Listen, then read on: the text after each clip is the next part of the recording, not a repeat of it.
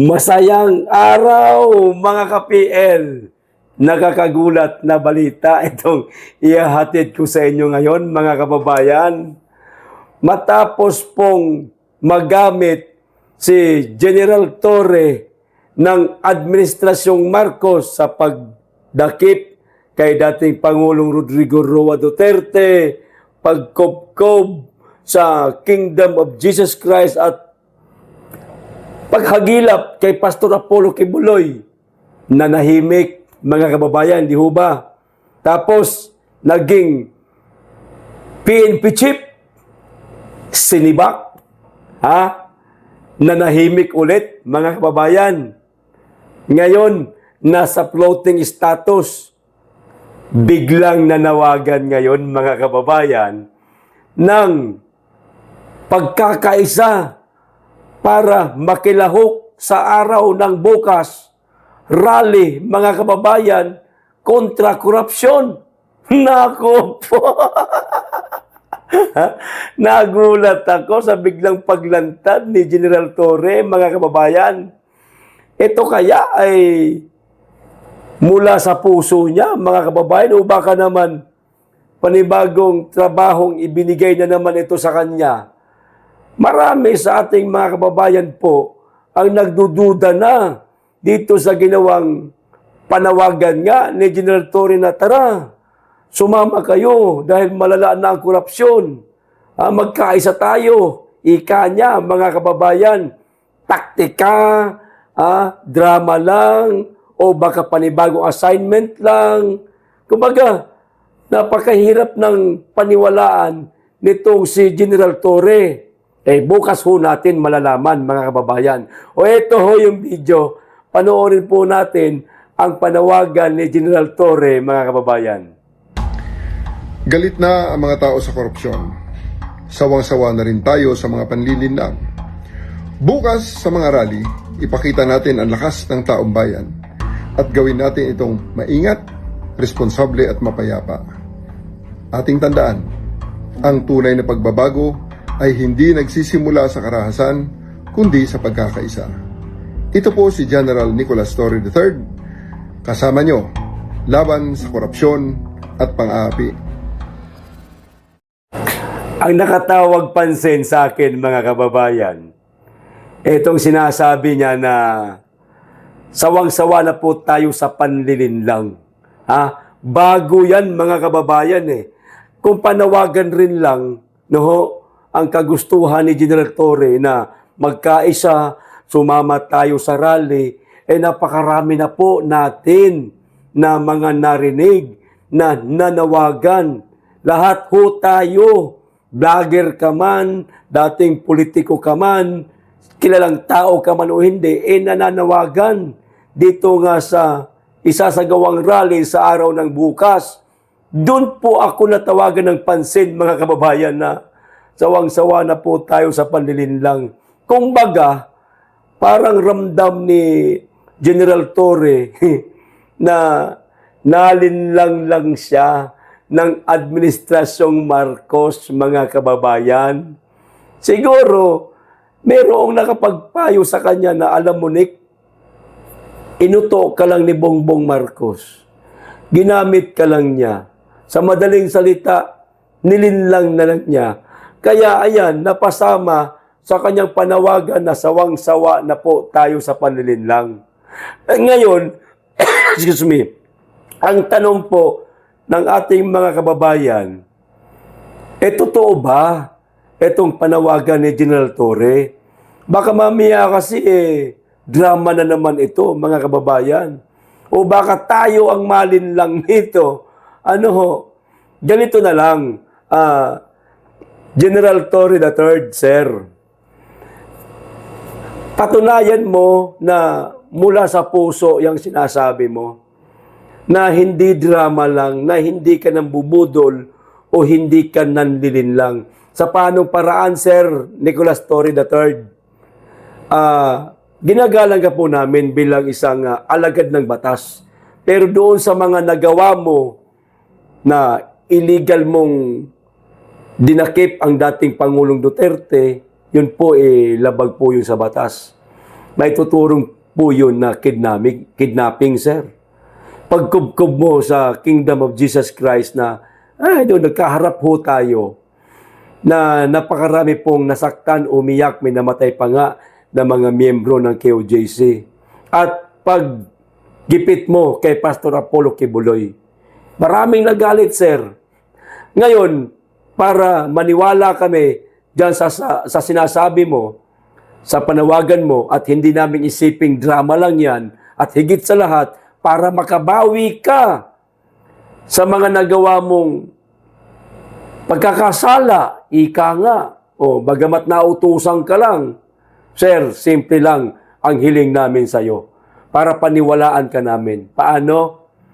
Bukas, rally, napakaraming tao dito sa EDSA Shrine, People Power Monument, EDSA Shrine.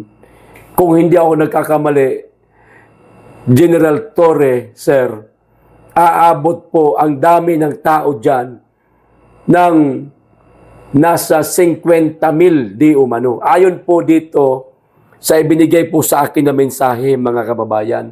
Kung babasahin ko po ito, napakahaba ho. No? Napakahaba ho talaga. Mamaya isa-summarize ko po pagkatapos po natin pag-usapan si General Torre. Sir, sumampa po kayo sa entablado. Yan po ang hiling namin sa iyo. Simple lang, sumampa po kayo sa entablado, magsalita po kayo kontra korupsyon. Ngayon, kung hindi ka manghihinayang dyan sa kapiranggot mo na benepisyo, kung sakasakaling ikaw ay mag-retiro at pension, sir, magsalita po kayo. Paano? Ikanta po ninyo ang mga nalalaman ho ninyo. Imposibleng wala po kayong nalalaman, sir. Lalong-lalo na po doon sa illegal na pagka-aresto sa dating Pangulong Duterte at gano'n na rin sa pagkubkob ninyo sa Kingdom of Jesus Christ. Magsalita ho kayo. At maliban doon, maaaring marami pa po kayong nalalaman, sir. Ikanta nyo po lahat, sir. Huwag po kayong manghinayang doon sa kapiranggot ninyo magiging benepisyo. Magkano lang ba? 1 milyon? Hanggang 5 milyon? Sir, pagka nakuha mo ang puso ng mga Pilipino, baka pag tumakbo kang senador, malay natin baka manalo ka pa, sir. Tandaan mo, sir, karamihan ng mga men in uniform na kumaliwa, no, hindi naman kumaliwa. Kumalaban, hindi rin. Kumontra o sumuway sa administrasyon na kanilang pinamumunuan, nagiging senador po. Katulad po ni Trillanes, kaya lang, trililing lang yun. Sino pa ba? Si Gringo Hunasan, o di ba naging senador? Ewan ko lang to si Panfilo Lacson, di ko masyadong na subaybayan yung mama niyan. Nasa abroad ako ng mga panahon na yan. Malay natin, sir. Malay natin. Makuha mo ang puso ng mga Pilipino dahil sa aakyat ka bukas ng entablado. Magsasalita ka. Galit na galit ka. Isisiwalat mo lahat ng bahong nalalaman mo. At higit sa lahat, sir, sumunod ka sa panawagan ng ating mga kababayan na ang sinisigaw, pababain si Marcos Jr. sa kanyang posisyon dahil parang hindi na gumagana ang kanyang pagiging presidente dahil sa pagiging pabaya niya na para bagang tinotolerate niya na mangyari itong napakalalang korupsyon sa ating bansa. At isa pa dyan, sir, Nicolas Torre III, magtataka ka.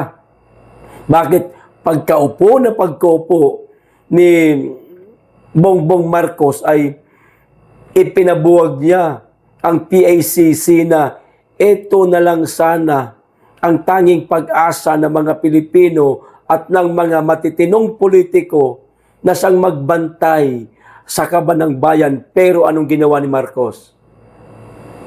Pinabuwag niya. Bakit niya pinabuwag? alam mo na, maaaring merong gagawing pagnanakaw o pangungurap. Di ba mga kababayan, simple lang isang simpleng senaryo, ibibigay ko sa inyo. Magnanakaw ka, halimbawa lang. Magnanakaw ka ng manok. Tulog na yung may-ari kasi madaling araw na. Pero merong aso, bantay. Isa lang naman. Pagpalagay natin, isa lang naman. Anong gagawin mo sa aso? Para manakaw mo yung manok na pwede mong isabong at manalo ka ng limpak-limpak na salapi. So, hahagisan mo ng pagkain hanggang sa mamatay kasi yung pagkain na inihagis mo, may lason. Di ba? Pag namatay na yung aso, wala nang bantay, malaya ka ng manakaw, yung manok na panabong na napakamahal ng presyo at isasabong mo na siya. Ganon lang. Ganon ang nangyari o ginawa ng administrasyon sa PICC. Pinaabulis. Binuwag. Ngayon, ano nangyari? Malala ang korupsyon. Pero nililinaw ko, hindi ko sinasabing kurakot si Marcos. Hindi ko sinasabing magnanakaw siya. Mahirap na. Baka alam nyo na, mga kababayan. Uso ngayon ang mga vlogger na dinidemanda. O di ba? Pero magtataka ka, bakit pinabuwag ang PACC? Yun lang po ang punto ko. Yun din po ang katanungan ko. Bakit pinabuwag? Kayo na po ang humusga, mga kababayan. Ngayon, doon po sa nasabi ko kanina, babalikan ko po mamaya sa General Torre, hindi pa ako tapos. Doon po sa nasabi ko kanina, sa bilang ng mga dadalo dito sa People Power Monument sa EDSA Shrine, di umano mga kababayan, aabot daw ng 50,000. Mayroong mga religious group, karamihan mga eskwelahan. Hindi ko lang alam kung ang isisigaw ba nila Marcos resign. Hihikayatin nila si Marcos na bumaba na lang sa pwesto. Kasi hindi pa naman po natin nakita ang aktual na mangyayari. Bukas pa naman po natin makikita, mga kababayan. Hindi rin natin alam kung ito ba yung tinatawag na mga makakaliwa. Kasi ang People Power Monument sa EDSA Shrine, hindi yan pupuntahan nitong mga tinatawag nilang makakaliwa. Kasi nga, sila doon sa Luneta.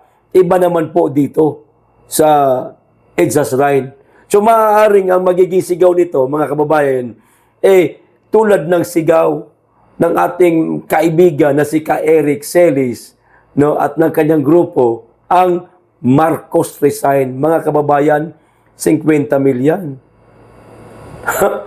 Di umano, meron pang mga galing ito sa mga kumpanya na nagagalit na dahil sa napakalalang korupsyon sa ating bansa. Kaya umabot ng ganyang kalaking bilang. Yun lang po ang naibigay na informasyon na yan. Sa akin, mga kababayan. Hindi ko muna ipapakita. Totoo yan, mga kababayan. Ngayon, General Torre, yun lang po ang hamon namin sa iyo. Para paniwalaan ka namin, dyan sa panawagan mo na yan, gayahin mo ang sigaw ng grupo nila ka Eric Celis.